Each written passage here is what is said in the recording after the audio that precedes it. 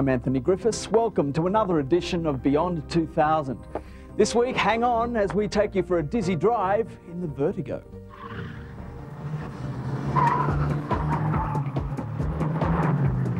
It's the closest a sports car can get to a Formula One racer. It's got so much power, it really has got some get up and go.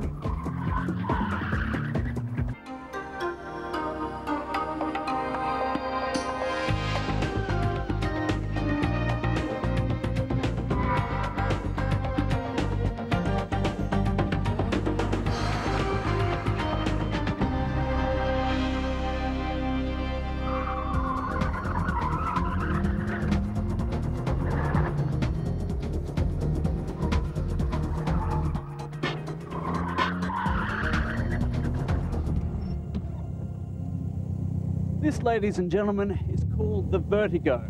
Now, a sports car is a term that's bandied about loosely these days, but this really is a sports car because it's basically a Formula One racing design on the road. Like the Hitchcock classic, it dispenses plenty of thrills and suspense. And there's just one question: how do you get vertigo so close to the ground? The answer is this speedster's dizzying acceleration.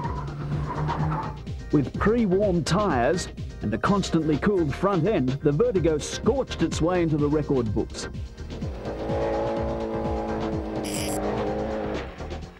Naught to 100 kilometres an hour in 3.2 seconds.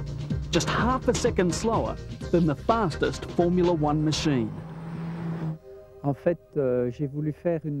really wanted to make a Formula One car for the road, even though I'd stopped racing. I still felt like I wanted some competition. Tony Gillet used to race Formula One.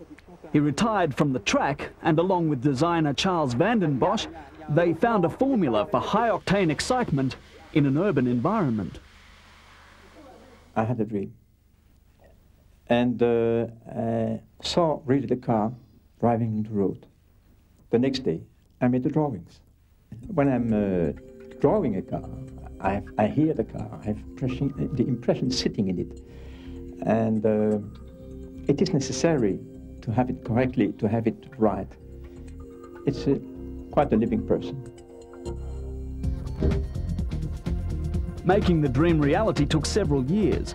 Tony drawing on his experience both behind the wheel and in the workshop. The end result somehow does feel alive, almost as if it could get away on you. What an amazing feeling this is. It must be akin to being on a circuit somewhere. It's got so much power, it really has got some get up and go.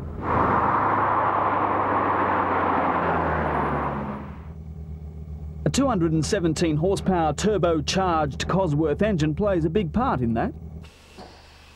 But the chassis is made of lightweight carbon fibre. The whole car weighs in at only 750 kilograms. And that's why the Vertigo has such stunning acceleration.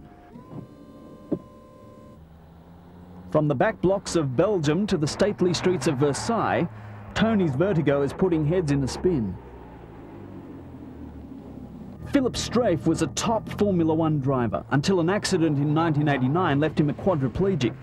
But thanks to Tony Gillet, he's still able to pilot this midnight blue machine through his salubrious suburb.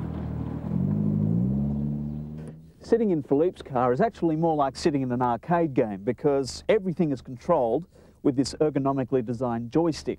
Now, if I push this button here, that starts the hydraulic system. This button is the ignition. Then you can see that it's simply a matter of push forward to accelerate, pull back to brake, turn left, and turn right. Although that sounds simple, I would imagine that once you're on the road, it could be a little difficult.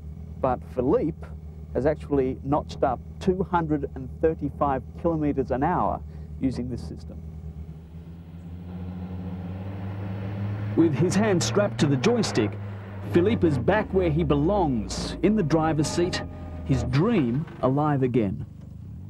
It's a real pleasure for me to drive again, even if it's with my joystick, without steering wheel and pedals, but it's a real pleasure for me to drive again such car.